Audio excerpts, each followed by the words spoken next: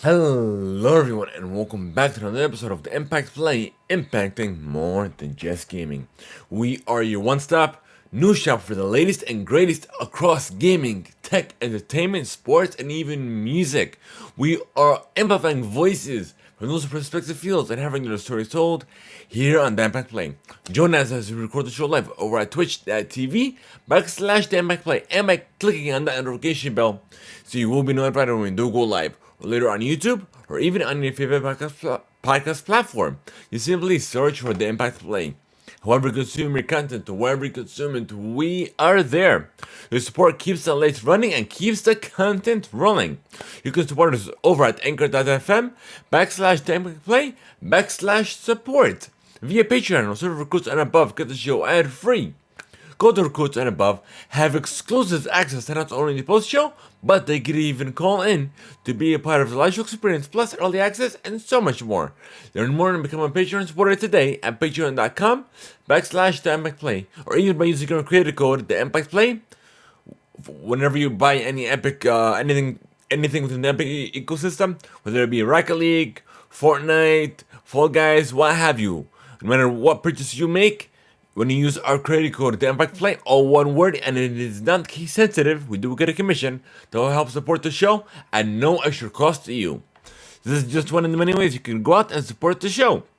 I'm your founder and show host, Mohammed, otherwise known as It's Yagu. This is episode 148. On the agenda, we have a brand new PlayStation Plus structure. Breath of the Wild 2 has been delayed. Fortnite has removed building and has suddenly reintroduced it. An Xbox Game Pass family plan could be introduced soon. E3 diminishes, while Summer Games Fest rises. Apple has released new updates for your iPhone and Apple Watch. Samsung is partnering with iFixit with a self-repair program. Marvel Studios' Moon Knight is here. An It prequel? The CW's Gotham Knights TV show. Bruce Willis is retiring.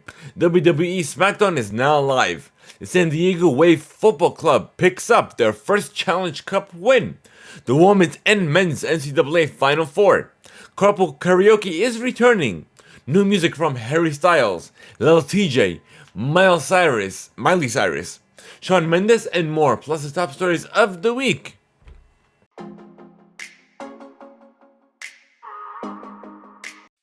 So, welcome to our very first segment of the show, where we discuss what we have been playing, what we have been enjoying, essentially, what we have been up to. So, I have been playing a good lot of Tunic, which is also available on Game Pass. But nonetheless, I've been having, I guess my initial thoughts were very low. But then as I started progressing in the game, I've been having such a great time. But I've been playing it on my Xbox Series X as well as via the cloud. I'm having a blast nonetheless. And I've been playing a whole ton of Kirby in the Forgotten Land, which I believe I'm close to finishing. Which once I am like fully done with the game, I'll go ahead and put out my review on it as well over here at the Emma Plays review cast. As well as I've been playing a good amount of Pokemon Unite, which is on mobile devices, as well as on the Nintendo Switch, which I've been having a blast with. I've been playing a good amount of matches, like each and every other day at least. But yeah, in regards to shows and movies and all that stuff, I went ahead and watched the first episode of Marvel Studios Moon Knight, which is now live, as well as our review cast is now live as well. So you can catch that on our YouTube channel, youtube.com/TheImpactPlay. That's it. And I am also watching the last episode of what's that word? Boba Fett. I didn't realize there was a new episode in the middle of that. But we'll see how it concludes. I don't give my thoughts on that respectively as well. Let's see. Now, looking forward to Morpheus, which is one of our news stories, which we'll get into later on. There's another movie coming out this weekend. Let me see. Let me look at the box office.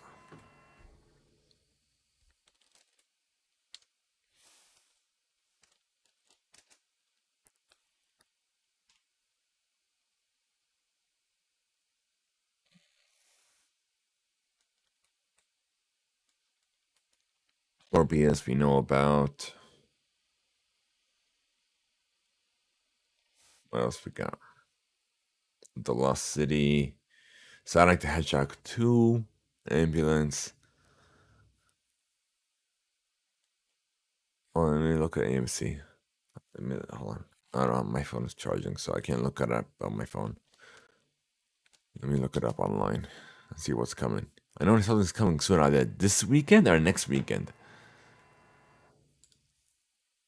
Let's see what we got.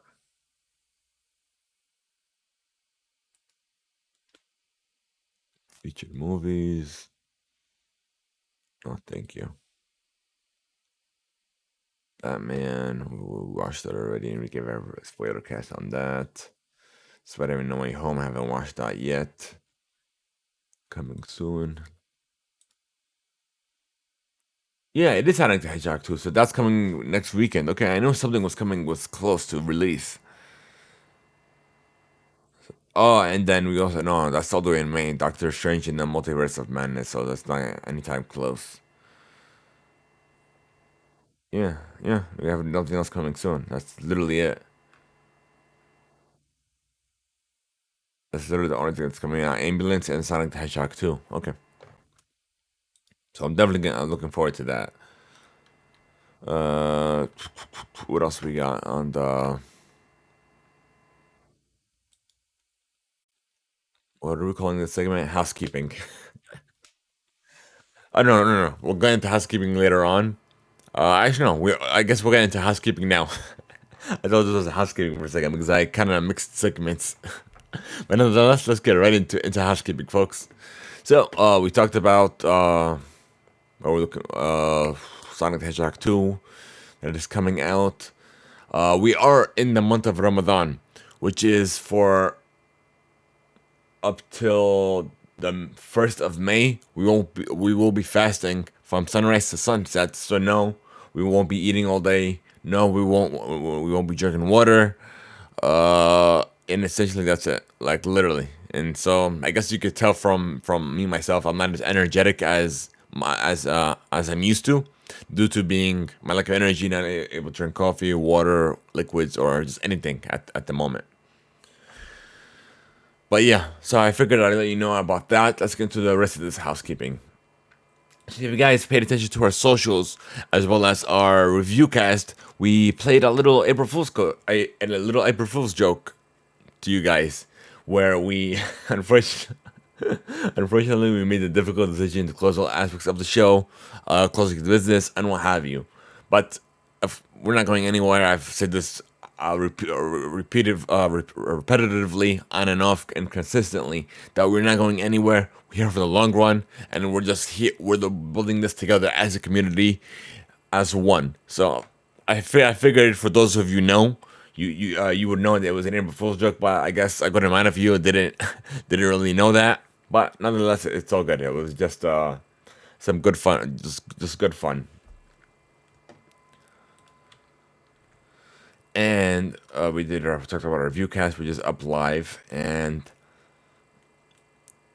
oh yeah, I'm definitely looking forward to playing Weird West as well, which is available now on Game Pass, which I did not know about from the Devolver Digital. So I'm looking forward to playing that as well. As soon as I'm done with Kirby, I'll go ahead and juggle Tunic and Weird West as well. And the slap that was heard across the world in front of millions. Will Smith has smacked Chris Rock live at the Oscars.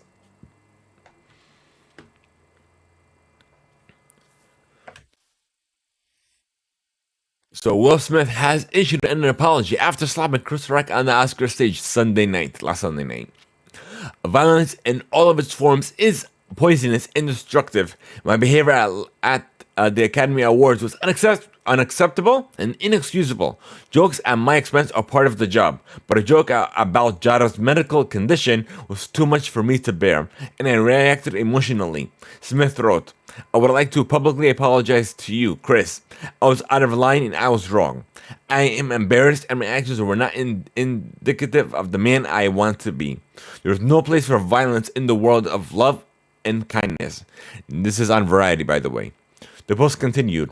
I would also like to apologize to the Academy, the producers of the show, all the attendees, and everyone watching around the world. I would like to apologize to the William family and my King Richard family. I deeply regret that my behavior was stained and has been an otherwise gorgeous journey for all of us. I am a work in progress.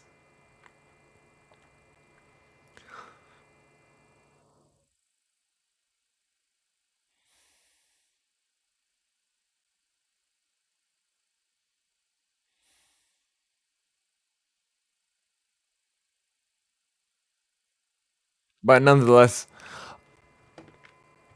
we there was memes across literally across the globe, and they were unavoidable from coming out of this altercation. But let's see. Oh, I also wanted to put some other things in housekeeping as well. I got an email Friday that we have received press confirmations for MomoCon happening towards the end of May, the full MomoCon convention, as well as the Atlanta Films Festival.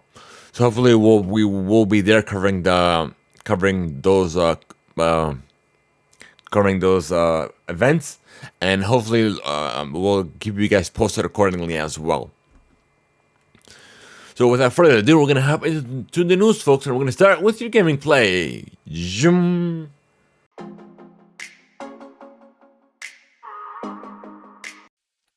Sony finally has done it. They have introduced their Project Spartacus, which my initial thoughts on it, when it was a rumor that was scheduled to release sometime this week, and then that rumor got reversed, saying that it was going to be released sometime in the summer. But then Sony did the. I'm pretty sure they did this on purpose, where they said I was not going to release anytime soon because of those rumors were spot on. But nonetheless, let's get right into this PlayStation Plus revamp. So this was coming over from GameIndustry.biz. So PlayStation is uniting PS Now and PS Plus to form a new three-tier subscription service. The new service, sitting under the PlayStation Plus brand, is set to go live in June. It will include a number of new features. PlayStation Plus Essentials, which is the base subscription tier, is the same as the PlayStation Plus service today, which includes 2 monthly downloadable games, which is essentially 3, up to 3, online multiplayer access, game discounts, and cloud storage, and it'll cost the same, just at $9.99 a month. PlayStation Plus Extra, which is the middle tier, includes all of the above, but as a collection of 400 PS4 and PS5 games that can be downloaded. These games will include the likes of Spider-Man, Spider-Man Miles Morales, God of War, Returnal, Mortal Kombat 11, and Death Stranding. More titles, including those from third-party developers, will be announced nearing the time. Additional titles will be added on a regular basis, and PS Plus Extra will cost you $14.99 per month. And we have the third tier, which is the premium, which includes everything that we talked about previously, plus as classic games from the PS1, PS2, and PSP, which can be downloaded or streamed, time-limited game trials, and PS3 and PS4 game streaming, and it'll cost you $17.99 per month. For countries where PlayStation Plus or PlayStation streaming doesn't currently exist, the third tier, there is a new third tier just for those countries, which is called PlayStation Plus Deluxe. It includes all of the above, but without the game streaming elements. Sony says it plans to expand its cloud streaming benefits to additional markets, with more news on that to follow. PlayStation has decided against putting its first-party games into the service on the day it releases, and contrary to Xbox Game Pass. And plus, in an interview with GamesIndustry.biz, PlayStation CEO Jim Ryan says that doing so would result in less investment into studios and could lead to lower quality games. Sony's combined PS5 Plus and PS Now install base sits around 50 million, with 48 million of those currently subscribed to PS Plus. Sony hopes to convert more of its PS Plus alliance to its higher tier structure.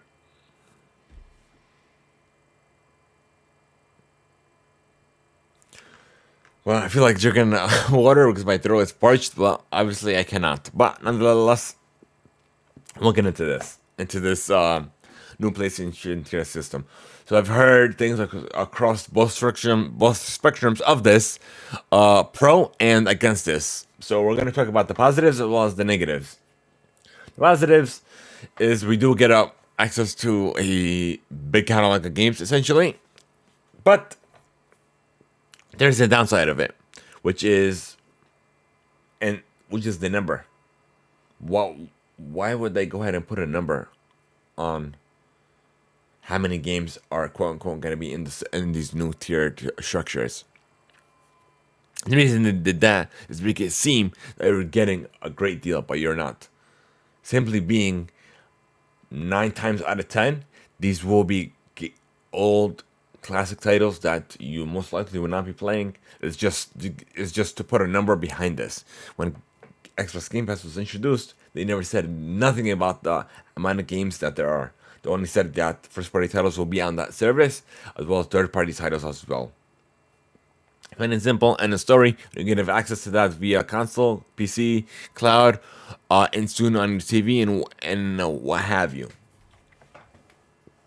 But PlayStation, which is they didn't need to do what Game Pass is doing because it's completely they're two completely different business models, but nonetheless add value to it. Don't just say you're putting a number. Number is essentially meaning that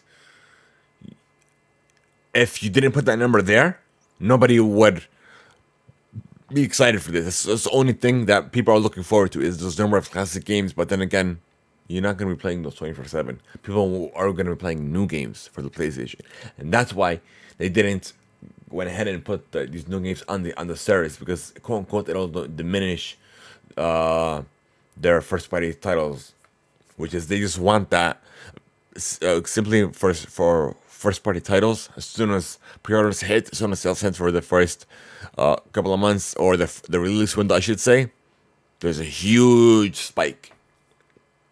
That's what they don't want to miss out on, that huge spike. But nonetheless, I feel like as time progresses, they'll go ahead and do what the market wants. If they don't put these first party titles, it'll just go ahead and die off, essentially, what I'm seeing.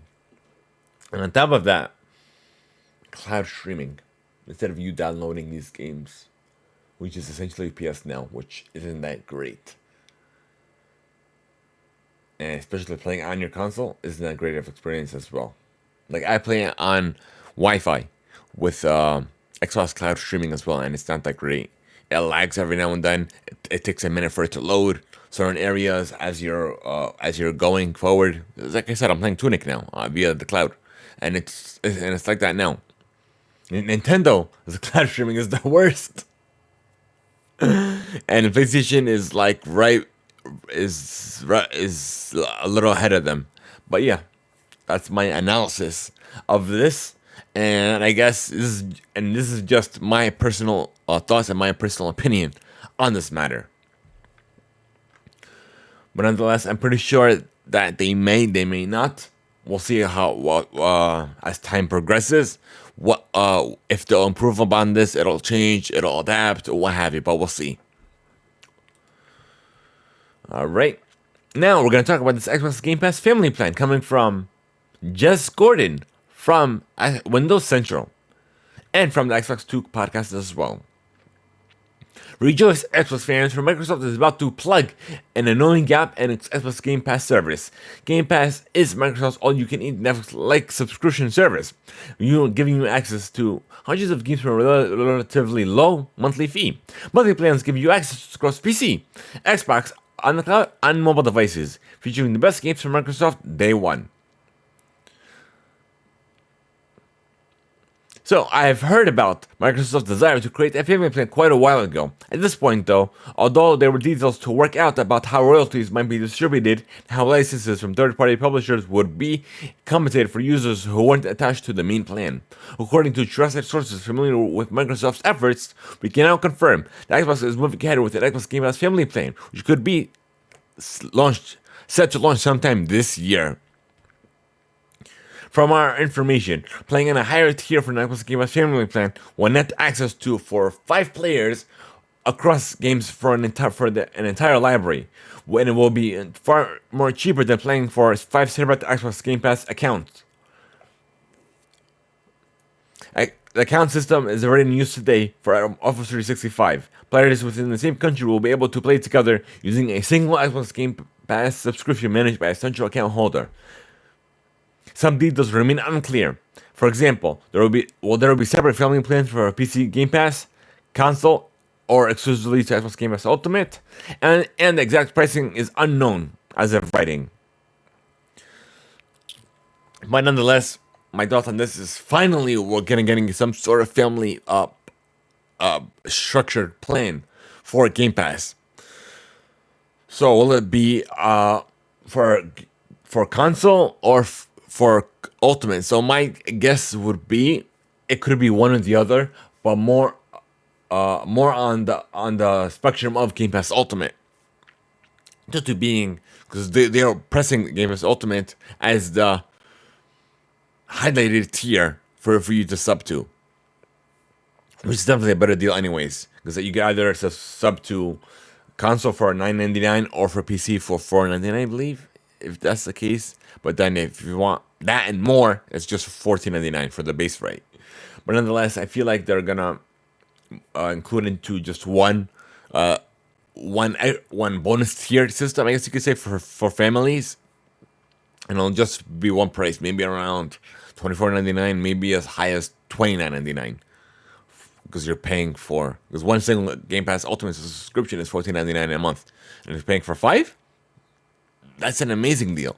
So hopefully, take this with a grain of salt. This is just my personal thoughts on the matter, and I guess my prediction, I guess you could say, more or less. Not really a prediction, but more of a guess. Alright, E322 is cancelled. But Jeff Keighley's Summer Games Fest lives. So let's go to the first thing from PC Gamer. There won't be an E3 in 2022. The cancellation makes 2022 just a second year in over 2.5 decades that an E3 is not taking place. The other E3 last year was 2020, and the event was canceled due to lockdowns as part of the COVID-19 pandemic. The Yearly Entertainment Software Association trade event started back in 1995 and has consistently been regarded as games industry's most important event. But according to the most recent changes, it's been dying off year after year.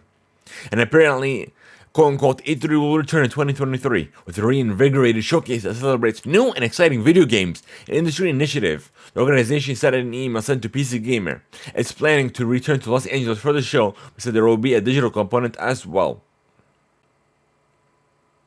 So, you went ahead and said it's not going to be digital, so you could focus on a comic for 2023. But how does that make any sense if you're a yearly event? Why should you should be focusing on this thing every year? So what does this go ahead and tell me? E3 is literally done for. E3 is done for. But of course, we're going to Jeff Keighley's thing as well.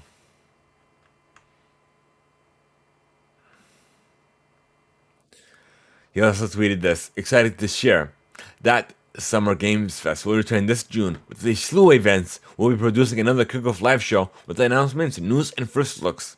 Much more to share in the coming weeks, along with some very cool elements for 2022.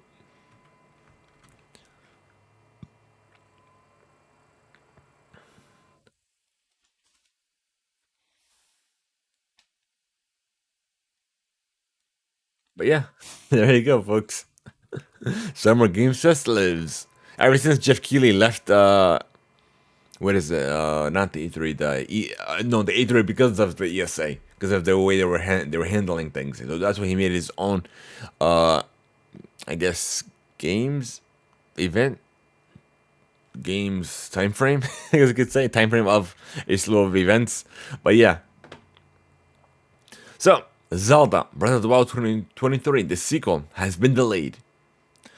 It's coming from GamesIndustry.biz. Nintendo has announced it has delayed the sequel to Legend of Zelda Breath of the Wild to spring 2023 release window. The follow-up to the Switch launch title was previously expected to launch this year. quote unquote. In order to make this game's experience something special, the entire development team is going to work diligently on this game, so please wait a little while longer. So, even though Nintendo, it's rumored that Nintendo will release a full upgrade to the Nintendo Switch lineup, not a little update like they did with the OLED model. But if they do, I'll go ahead and I'm gonna upgrade my current set to the quote unquote Nintendo Switch Pro 4K, whatever the actual upgrade is gonna be called. If not, I'll just go ahead and if it doesn't come out next year, I'll just go ahead and buy the OLED model. Even though, it's not necessary because it's not really an upgrade. Because I'm barely playing games handheld. So, let's go into this Fortnite situation that's been happening.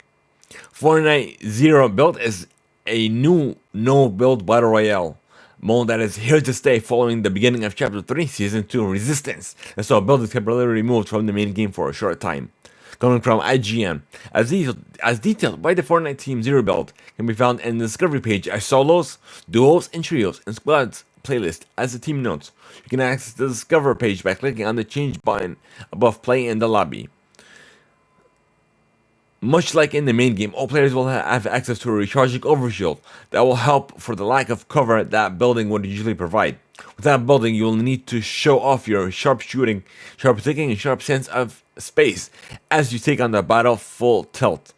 Building has been gone since Chapter 3 Season 2 began, and when it returns, those has been waiting for a new way to play, so be able to play with the no build mode. So let's get back into this build mode, I guess you could say. Hey, where'd it go? Did I close it? Ugh, darn it, I closed it. Give me a second, folks. Let me pull that up right back up. I accidentally closed that tab.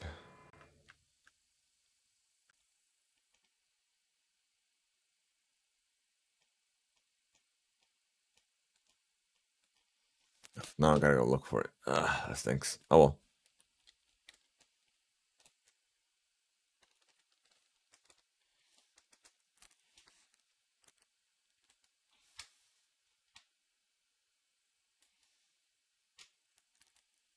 Okay, now we got it. So 2 weeks after it was removed, or put in another way, a fortnight after it is removed, building is back in Fortnite Battle Royale. Playing any of the regular modes and you'll again be susceptible to someone who has mastered the editing tools instantly. But let's see.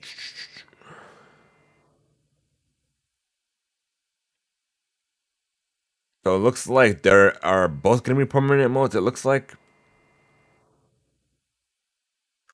Thank you, PC Gamer, for that.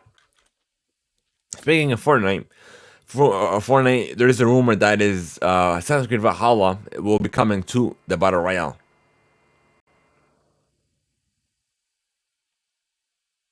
According to Sheena, that Ivor from Assassin's Creed will be added to the game soon. And it comes from Not Palo Leaks, who received this information from sources that have been correct in the past. So if that's the case, I'm gonna go ahead and purchase that skin. Valhalla, I still stand by it that it's my game of that year. All right, so Mobile Suit Gundam has explored countless worlds over the course of the many stories that the anime franchise has explored over the decades, and it seems that the new universe is about to be explored by Bandai Namco in the metaverse, with the company responsible for Gundam promising to dedicate nearly $130 million to the franchise's step into this virtual forefront. The company has revealed a new look at what this union might look like when it arrives in the future.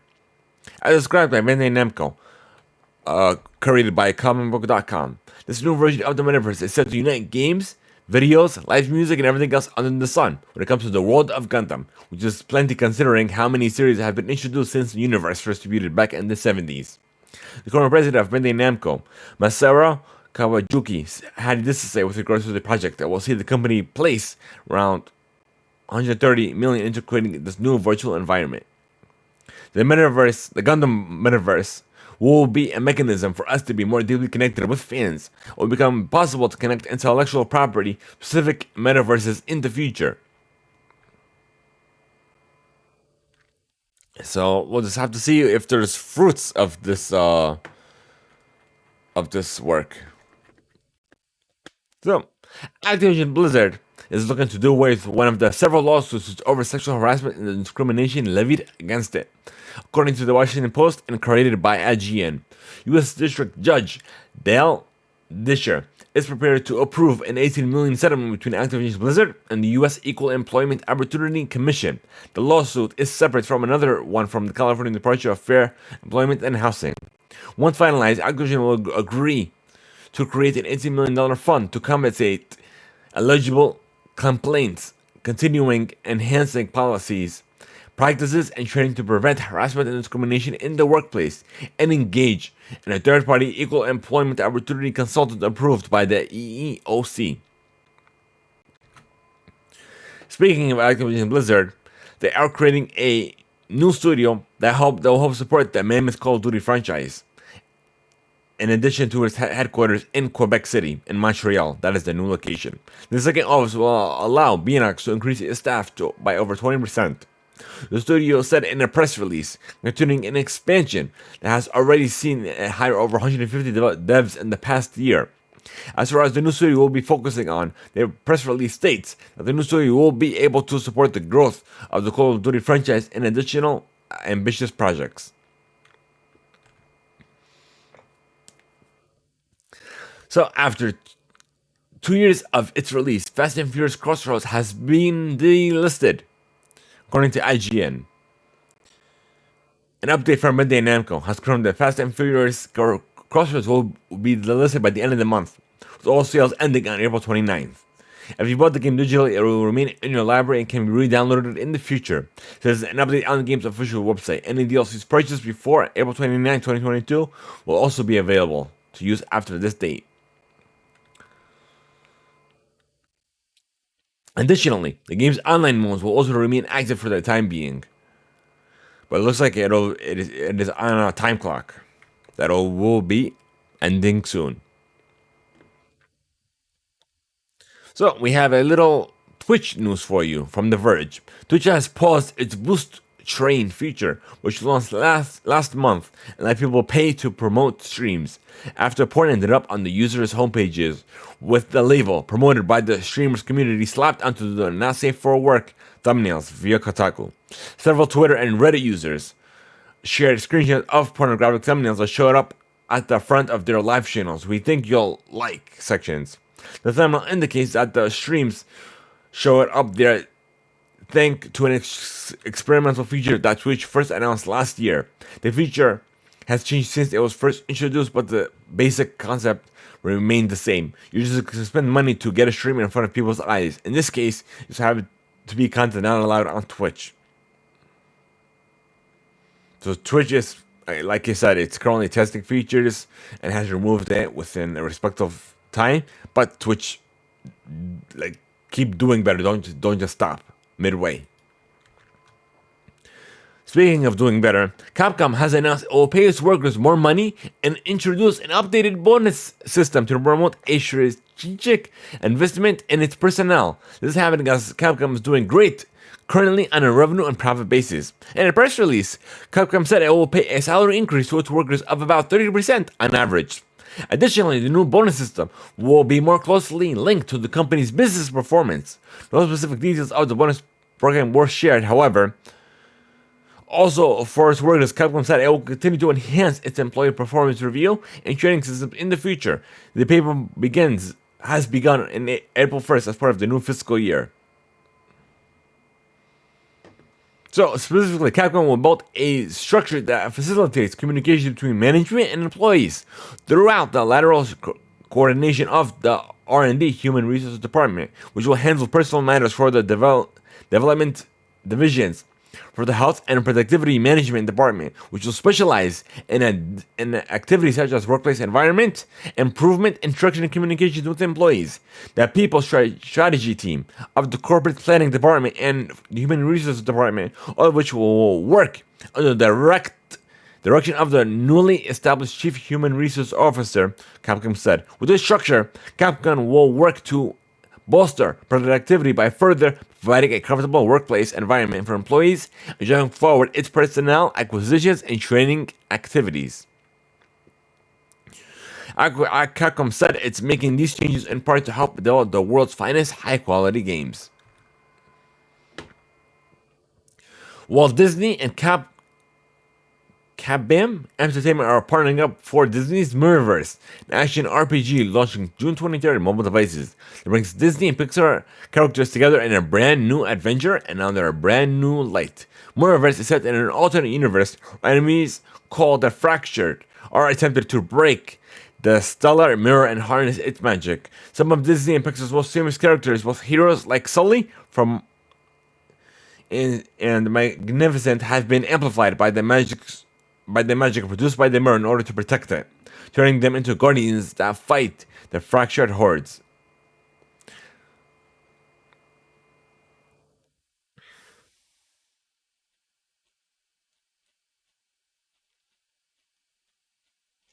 Hopefully, we can get early access to this as well, or even a review copy. So recently, Bandai has been expanding its Tamagotchi line with collaborations with various other franchises, from Capcom to Demon Slayer.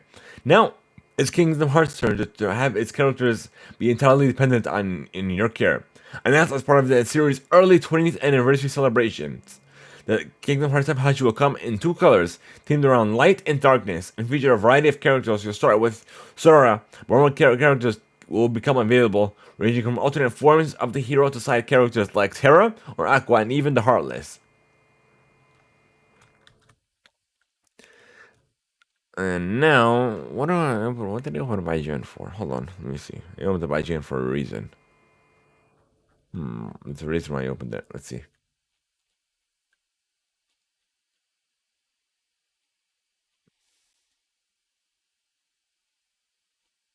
Hmm. There's a reason why I opened up IGN. I have no idea. I have no idea why I opened it up.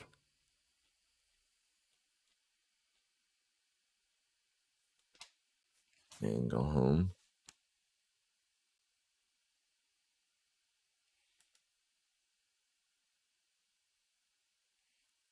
I don't remember. Okay, now I remember. So we have an upcoming game list from IGN. I'm like, why the heck did I open the main page? I'm not seeing anything. So let's see. April 5th, we have Lego Star Wars. What's this called? The Skywalker Saga, which is set to release for the. Let me see. For the Xbox One, PC, Nintendo Switch, PS4, PS5, Xbox Series consoles. And then we also have MLB The Show for April 5th as well, for, of course, the Xbox One, Xbox Series, PS4, PS5, Switch, and what else we got?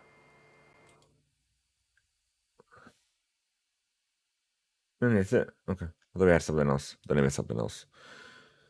And then Godfall is set to release April 7th. Why did I say October? Uh,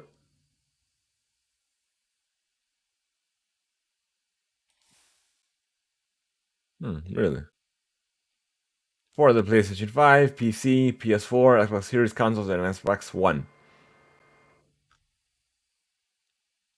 Wait a minute. It's already out now. I think it's coming to more platforms. That's what it is. The Definitive Edition or whatever it's called. Oh, let me look at this. Godfall.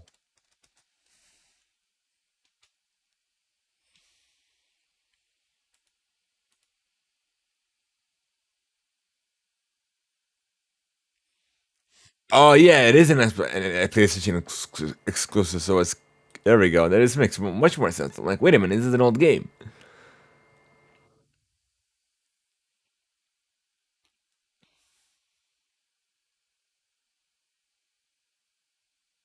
So the Ultimate Edition will be coming to Xbox One, Xbox Series X and S later when we said that. Anyways, okay, that's what it is. was gonna say, I'm like, it doesn't make any sense. It looks like I remember this being an old game, but yeah. So we're done with gaming, folks, and I'm gonna hop into tech.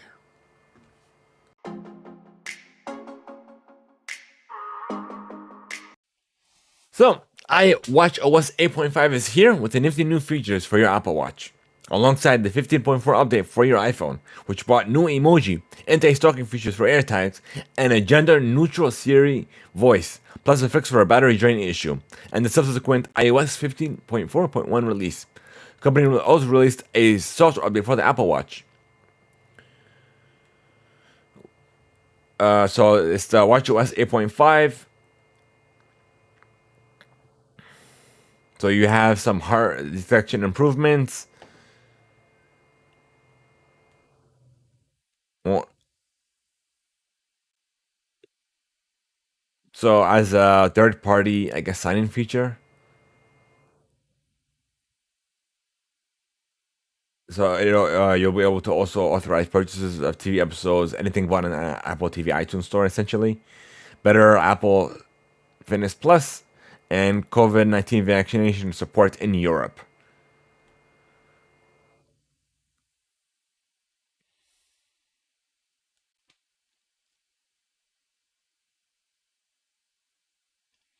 Okay. So again, it's the Samsung Galaxy has announced a new self-repair program that will give Galaxy owners access to parts, tools, and guides to repair their own devices. The program is in partnership with popular repair guides and parts website iFixit, which has worked with manufacturers such as Motorola and Steam on similar ventures. The Galaxy S20 and S21 series phones and the Galaxy S7 Plus are the first in line for those spare parts, but not the latest Samsung S22 series. So it'll be the usual. It'll be taking advantage of self-repair kits and be able to repair this at home. Moto Vision said it has created a new prototype of its Moto Lens augmented reality contact lens. This smart contact lens will bring invisible computing to life. The company believes the Moto Gen's prototype is a critical milestone for the company in its development, testing, and validation process, and is an innovation positioned at the intersection of smartphones, augmented reality, virtual reality, smart wearables, and health tech. The prototype includes numerous new hardware features and technologies embedded directly into the lens, advancing its display, communication, eye tracking, and power systems. Over the past 2 years, California-based Mojo Vision has been investing in various software experiences for the Mojo Gens. In its new prototype, the company has built foundation operating system code and user experience components for the first time. The new software will allow for further development and testing of important use cases for consumers and partners. And the last thing we have is, I thought this was an April Fool's joke at first, but I'm gonna show you with this even in a minute. We have Dyson's new headphones has a built-in air purifier, which honestly just looked like an April Fool's joke when I heard of this, because it was April Fool's and everybody's putting out their own jokes and what have you. But yeah, but this actually looks like it's a real launch. It looks something like from Bane, or like I guess like it's preventing you from speaking or something like that.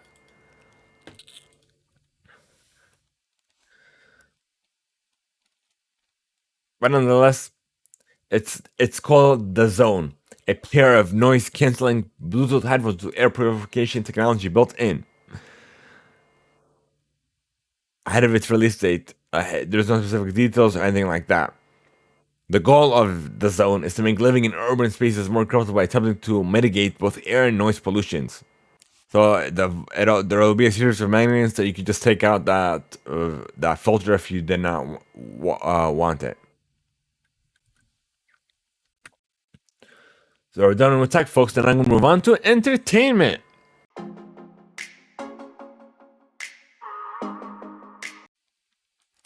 So we already discussed this, but Will Smith had to resign from the Motion Academy amidst this slap. But yeah, I figured we reintroduced this.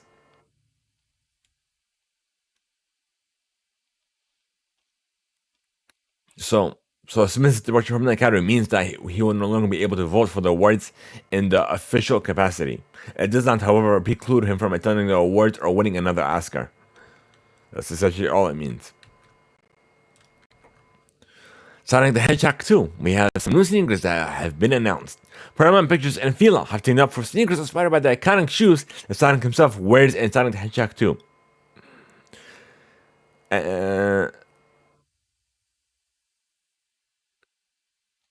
So it's dubbed the Ray Tracer Evo Sonic 2, described as a unique slip-on sneaker inspired by the iconic Sonic shoe seen on the film. The pair will cost you $110.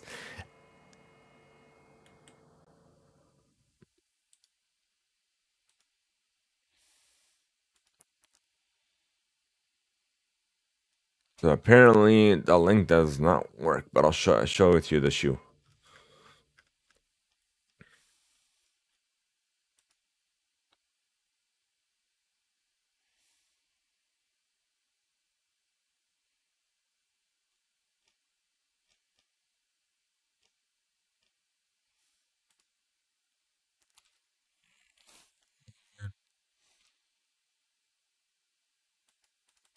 No, it's not it.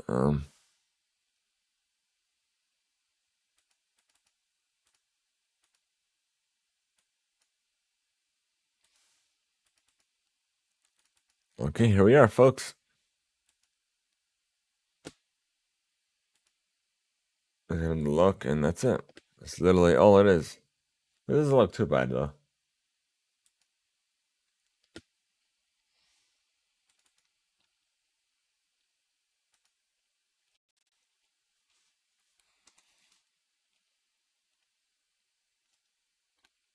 Okay, moving on. Jim Carrey.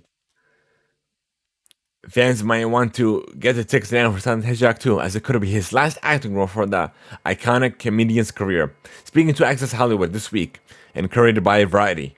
This week, Carrey said he is planning to retire from acting following his reprisal for the villainous Robotnik in the upcoming Sonic sequel. How serious is Carrey about leaving acting behind? Fairly serious, he said. Well, I'm retiring. Yeah, probably. I'm getting fairly serious, Carrey said. It depends. If the angel brings me some sort of script that's written in gold ink, that says to me that I'm going to be really important for people to see. I might continue down the road, but I'm taking a break. So we'll see if he does take a break or not, but it's no official. Just saying that he's getting, I guess, kind of tired of acting, but not really so because it is his job. Speaking of retiring, Bruce Willis has announced his retirement via his daughter to offer an official statement on his behalf of their family, revealing that Bruce is stepping from acting following his diagnosis of aphasia, which is a language disorder caused by brain damage that impacts the ability to communicate. One of Willis's last big screen roles came in 2019's Bundles of Brooklyn, which was directed by Edward Norton. While recent years have taken him, keeping him quite a busy schedule, largely in a smaller budgeted action and thriller films, you can check out the post. So, to Bruce's amazing supporters, as a family, we want to share that our beloved Bruce has been experiencing some health issues, as been recently diagnosed with aphasia, which is impacting his cognitive abilities. As a result of this, and much consideration, Bruce is stepping away from the career that has meant so much to him. The post continues. This is a really challenging point in time for our family. We are so appreciative of your continued love, compassion, and support. We are moving through this as a strong family unit, and we wanted to bring his fans in because we know how much he means to you, as you do to him.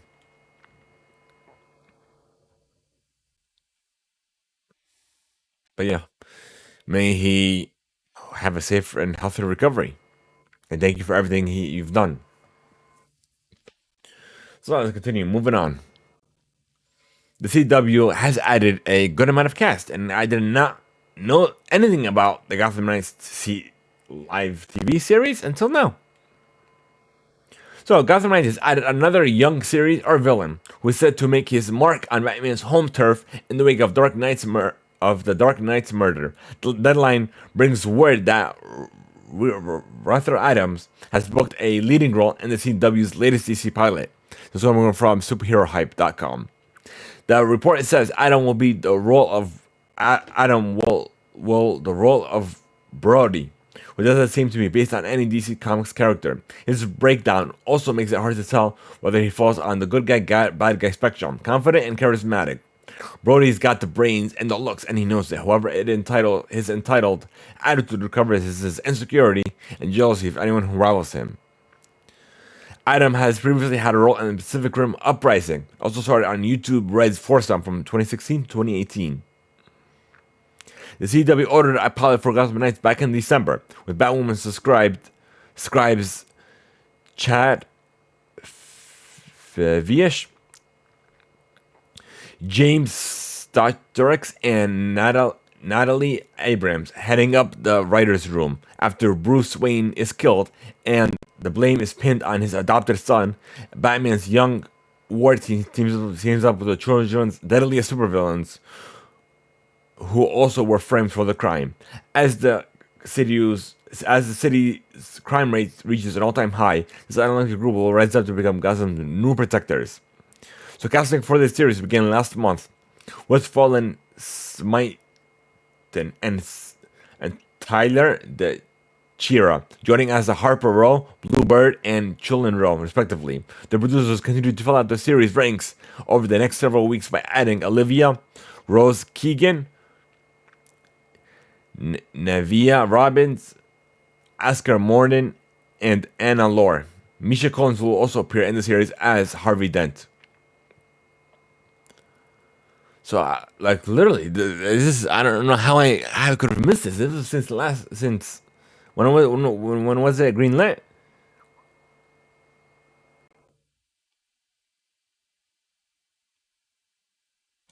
Back in December. Back in December, it was greenlit. I'm like, okay, I guess I missed that one. But speaking of Gotham, Titans Season 4 is shaping up to be very good. Everything that's been released from behind the scenes of the series and the reveal of some of the interesting new rumors is making fans of the series very excited. Some new stills from the fourth of the Titans reveals a bunch of new things, including a sneak peek at the Beast Boy's new costume, which we'll not showcase here, because we try to keep it spoiler-free as possible. Guys, if you're interested in checking this out, check out the article over at comicbook.com. So let's get into this Morbius review roundup. So apparently reviews aren't doing that good. GameSpot gave it a 5 out of 10, which was curated by GameSpot anyways.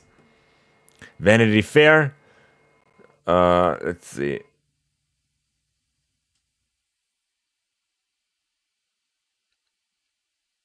Literally, the reviews aren't that great as well. But I'm gonna go ahead and watch it anyways and give my own review on that. So you guys take this accordingly, and we'll keep moving on. So this is an exclusive from Deadline. Karen Kus is returning to Amazon Studios. The prolific Emmy-winning writer-producer who co-created and was the showrunner for the first 2 seasons of the Prime Video original Tom Clancy's Jack Ryan has signed a first-look deal with Amazon Studios. Under the multi-year contract, he will develop and produce projects to premiere on Prime Video in more than 240 countries and territories worldwide. Karen Kus is a hitmaker with track record and ability to imagine and create textured characters and worlds, making him a treasure talent. The success of Tom Clancy's Jack Ryan is an obvious reason for us at Amazon Studios to continue and grow our relationship with Croton. Netflix is bringing back Spy Kids.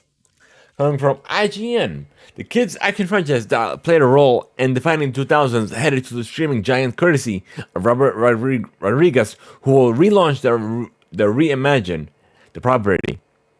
THR reports. Rodriguez, who is fresh off working of Book of Boba Fett, will write, direct, and produce the new movie, which will reportedly introduce a new family of spies. Rodriguez inked a deal with Spyglass Media back in 2021 to revive the series. Speaking of new series, we are getting a IT prequel coming from HBO Max.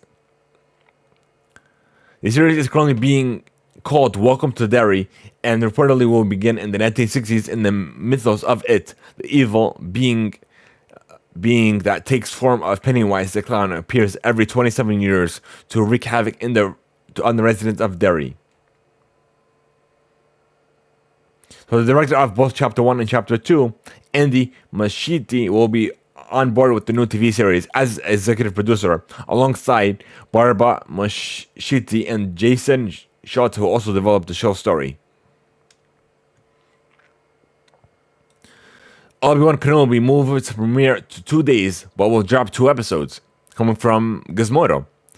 Evan McGregor released today that the Obi-Wan, as of this writing of this article, Obi-Wan Kenobi on Disney Plus TV show, as just said its premiere date by 2 days, will now include 2 episodes rather than the previously expected 1. The new release date is now Friday, May 27th, coinciding with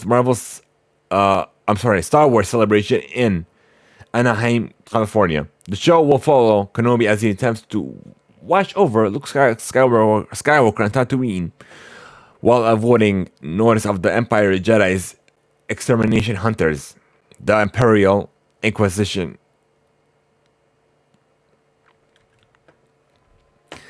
And if you guys didn't see this, like I missed it, there is a sort of Easter egg in Marvel Studios Moon Knight episode 1, which is I guess in one of the scenes as he's returning to work, there is a QR code that's alongside the wall behind him. We scan that, and it does give you an access to Moon Knight, a digital copy of Moon Knight's first Marvel Comics appearance. And the site promises viewers can check back weekly for more Moon Knight comic books.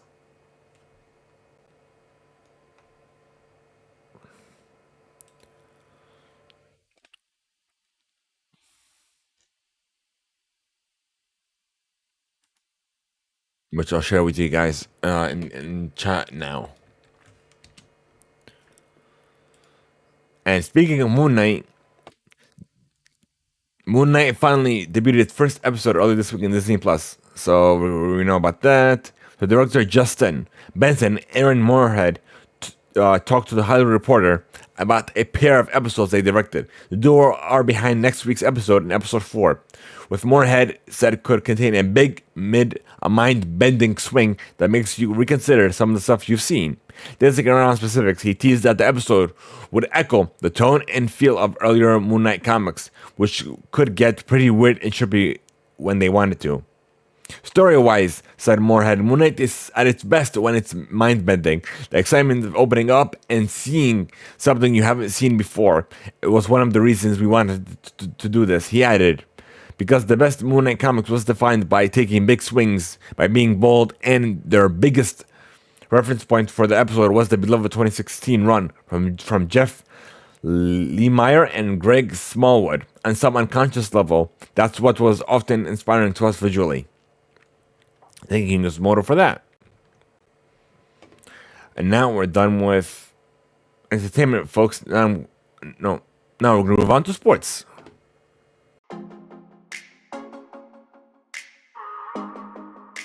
So, the WWE is developing a new wrestling series pinned with McGregor and CSI Vegas writer. WWE is stepping into the world of scripted television, as NBC Universal has now announced they are developing a new drama series titled Pinned. The new series is set in the world of a fictional wrestling promotion, and Craig O'Neill is writing and executive producing the series with Fox Sports reporter Tom Rinaldi, WWE Chairman Vixen McMahon, and WWE Executive Vice President Television Production Kevin Dunn, and WWE Executive Vice President of Television Series Chris Kaiser.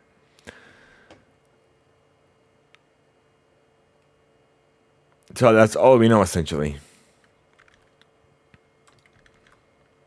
And speaking of WWE, the WWE biggest pay-per-view of the year. You can only check out WrestleMania 38 live results as the show goes on, as GameSpot covers it, which is where these articles are from, by the way.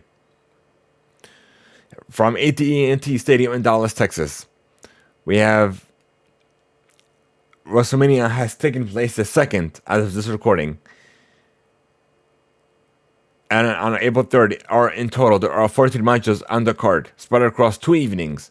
Brock Lesnar will be facing Roman Reigns, will be facing each other in a unified match for both the WWE Championship and the Universal Championship. One of the other most talked about matches for the week is Becky Lynch defending her Raw Women's Championship match title against Bianca Belair. On a recent episode of Raw, Lynch attempted to cut Belair's hair.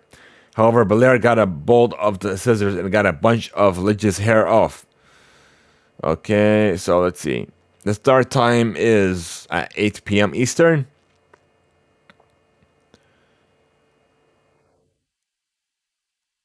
So you can watch it on your satellite provider or on Peacock.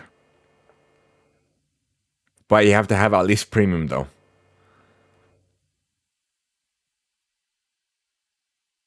Or on your at your local movie theater. As long as Phantom Events has it playing in a theater near you.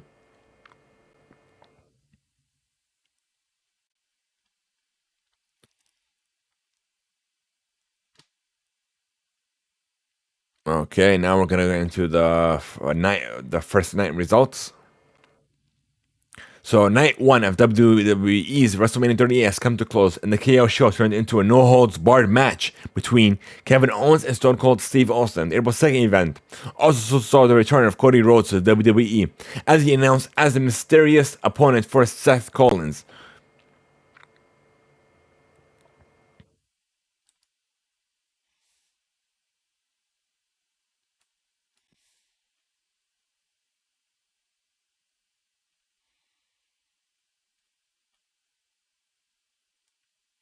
Let's see.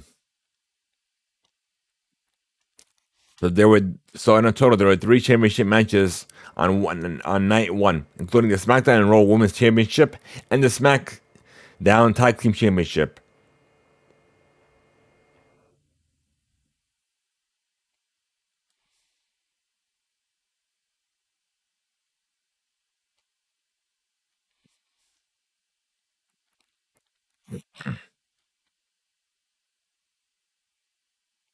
Okay, let's see. So we have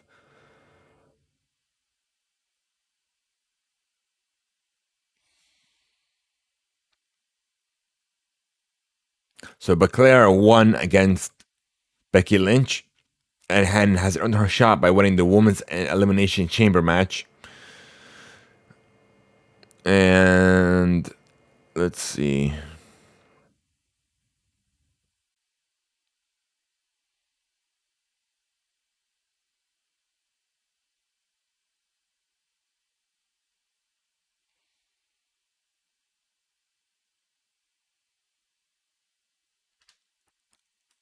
Give me a second.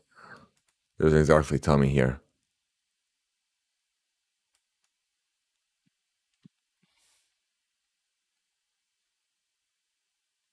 Okay, so The Miz and Logan Paul, surprisingly, won against. Where are you? Where is it? Oh, here it is. Against Ray and Dominique Mysterio. And then let's see what else we got here.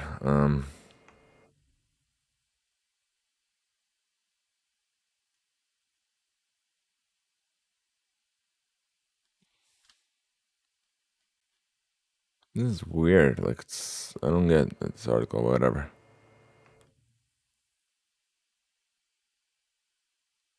Let's get into this. Let's see. So those are the main events of that night.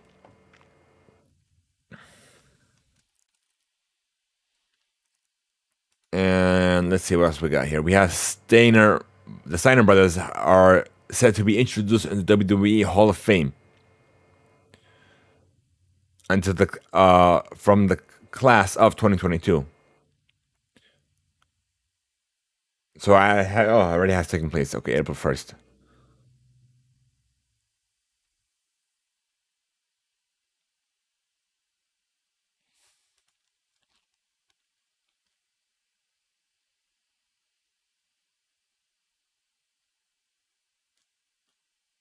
Well, congrats to them.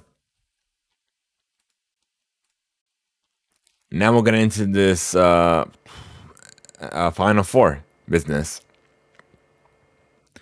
In the aftermath of his team's 81-77 loss to North Carolina in the Final Four on Saturday night, Duke coach Mike Koritsky was not ready to get introspective about the conclusion of his coaching career. The defeat marked the end of his 42-year run as coach of the Blue Devils, but that wasn't his focus as he continued his final press conference as leader of a program he built into a national power.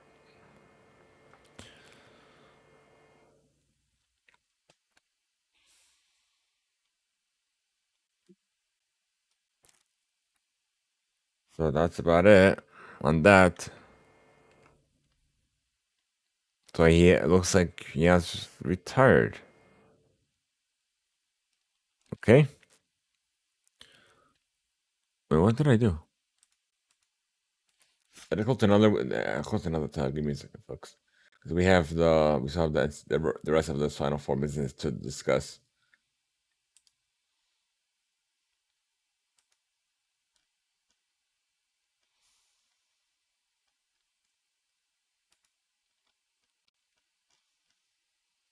There we go.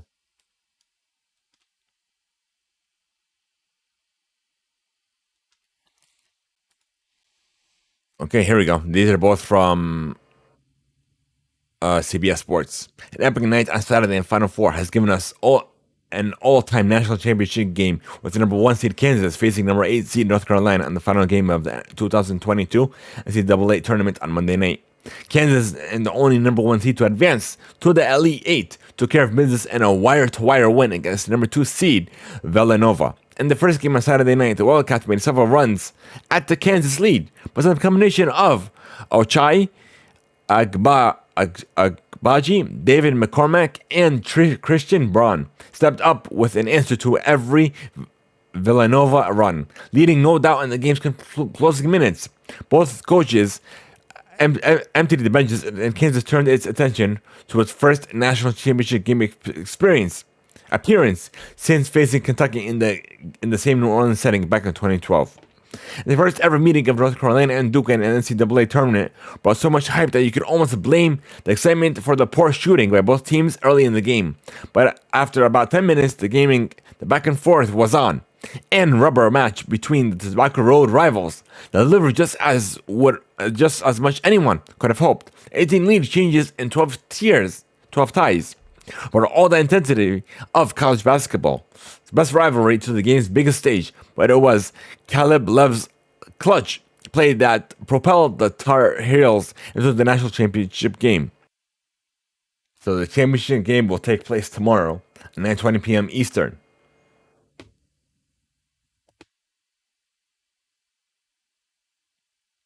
So UNC versus Kansas.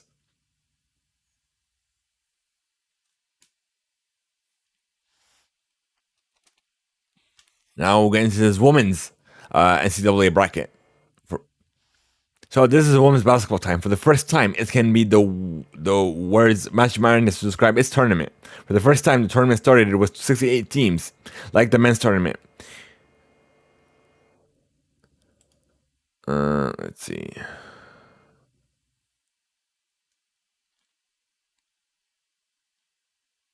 Let me get into this because you can't really see this image. Let me see. Yeah, it's so small you can't even see it.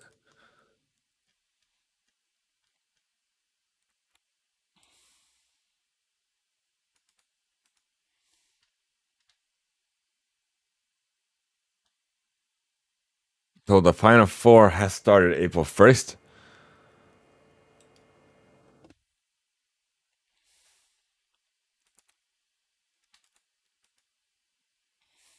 There we go. That's a better thing. So in the semifinals, we have South Carolina and Yukon.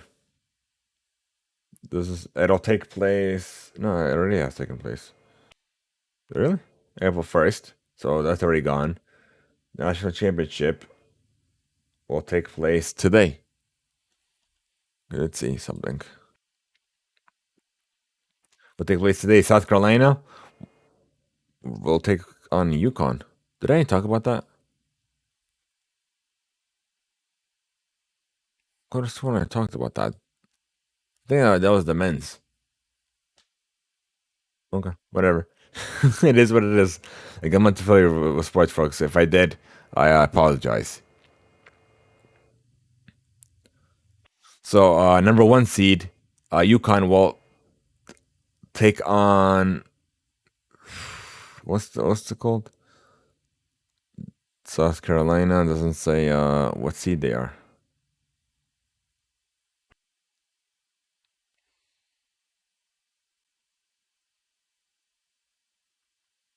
It doesn't say.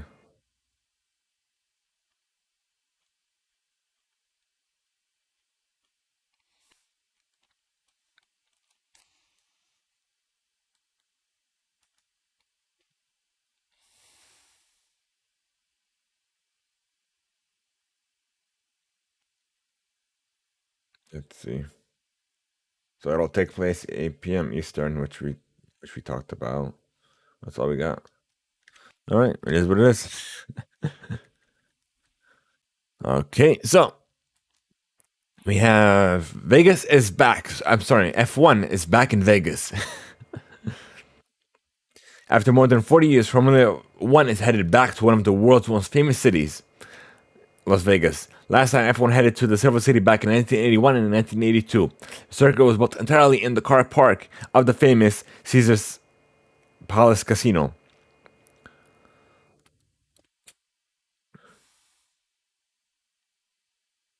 So it'll be a night race, allowing the city to come alive with oases of glittering lights to deliver a visual spectacle. And then it'll be a street circuit. So, which I'll show you the.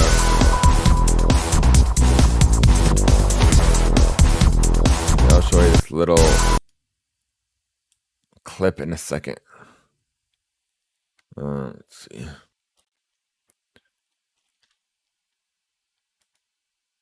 On it.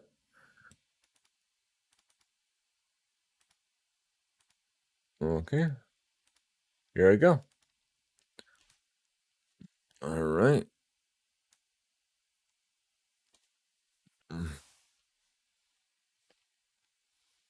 Move this camera.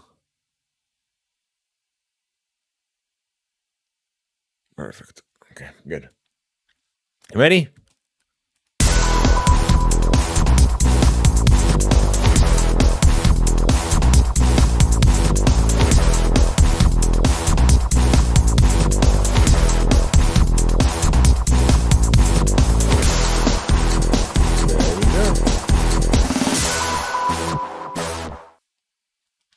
So for all you audio listeners, or if you're not going out to check out the VOD either on our YouTube channel or even on Spotify, Spotify introduced a new feature where you can watch video podcasts on their channel, on their app, I should say.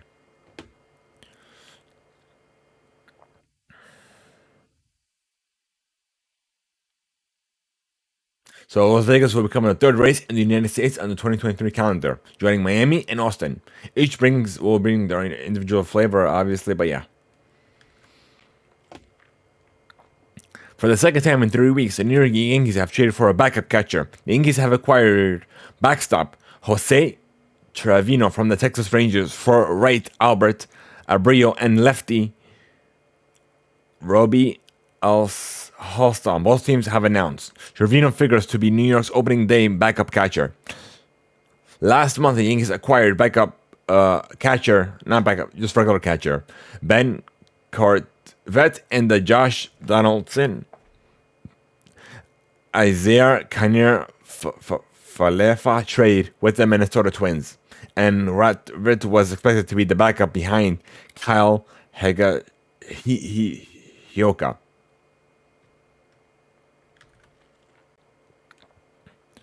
And then we have the Dolphins took a big game wide receiver from a fellow AFC contender this offseason, landing Tyreek Hill in a blockbuster trade with the Chiefs on Saturday. They flipped one of their own within the conference, sending former starter Devontae Parker to the rival Patriots in a swap of draft picks, as ESPN and NFL media reported, as the Parker's agents confirmed. The Dolphins are getting a 2023 third round pick from the Patriots, while New England is getting Parker and a 2022 fifth round pick. But which side won the AFC swap? Here, they have a grade, but yeah, that's their own grade. It looks like they got an even trade. And we have the San Diego Wave Football Club picked up their first franchise win Saturday with a 42 victory over Californian rival Angel City Football Club. Jody Taylor and Maria Ali scored goals, and USWNT forward Alex Morgan recorded a double for the Wave. San Diego are officially halfway through their first NWSL Challenge Cup tournament and are keeping things in the West region as the tournament prepares to break up for the upcoming international window.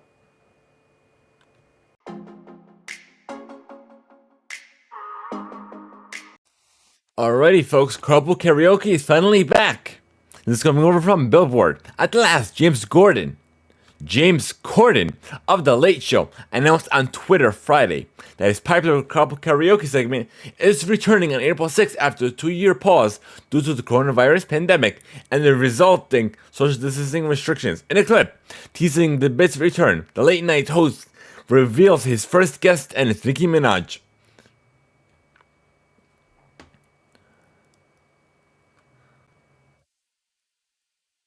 So Gordon also announced that Camila Cabello is preparing for the segment on April 18th. She also has an upcoming album, Familia, that is due on April 8th. Miley Cyrus has announced a release date for her new live album on April 1st, so it's out now. Plastic Hearts. We have new music from Harry Styles, Red Hot Chili Peppers.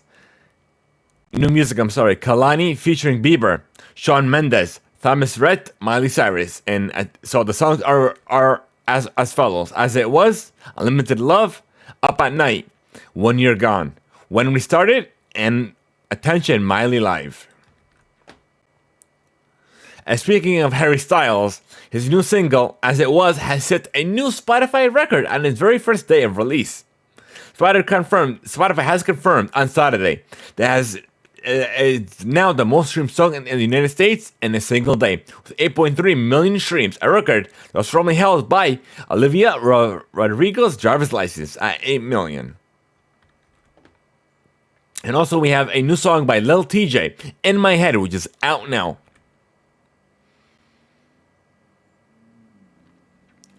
We have BTS that is coming to Las Vegas. They are getting an entire exhibition dedicated to the septet at its recently wrapped Permission to Dance concert experience.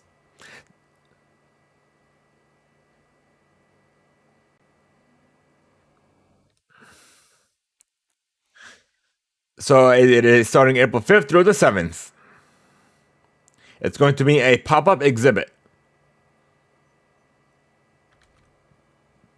So we have a world tour from Braid Paisley and his World Tour 2022, and he's bringing back some guests with them. Alongside, we have Tracy Lawrence, Scotty McCree, Morgan Evans, Tennille Towns, and Kaylee Hammock.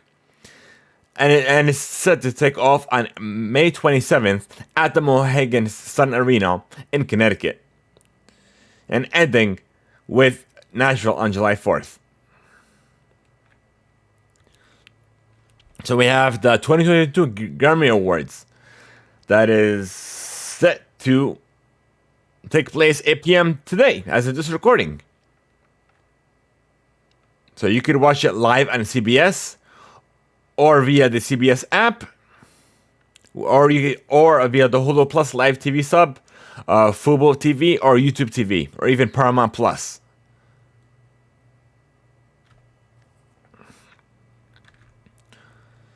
And Oscars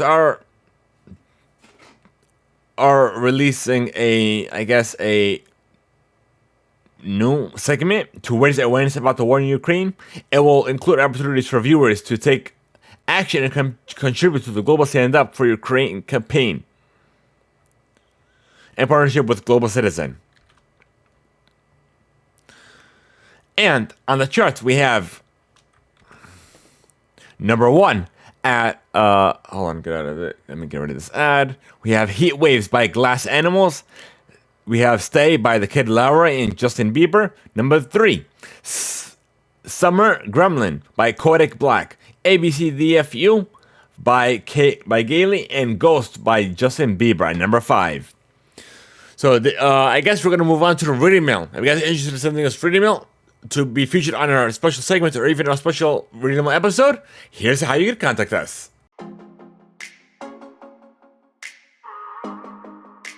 If you want to know your feedback, your thoughts, or even the questions that you may have for us with this reading mail on the Discord server, leaving a voice note over on anchor.fm/THEIMPACTPLAY, or even by sending us an email to readingmail@theimpactplay.com. Who knows, maybe featured on a future episode or even a special reading mail segment of the show. Thank you guys so much for making the Impact Play a part of your day. If you should join our community Discord over on our community server over on Discord, be sure to enter exclamation Discord and chat now. And guys, we're trying to unlock subs over on Twitch, and we need your help.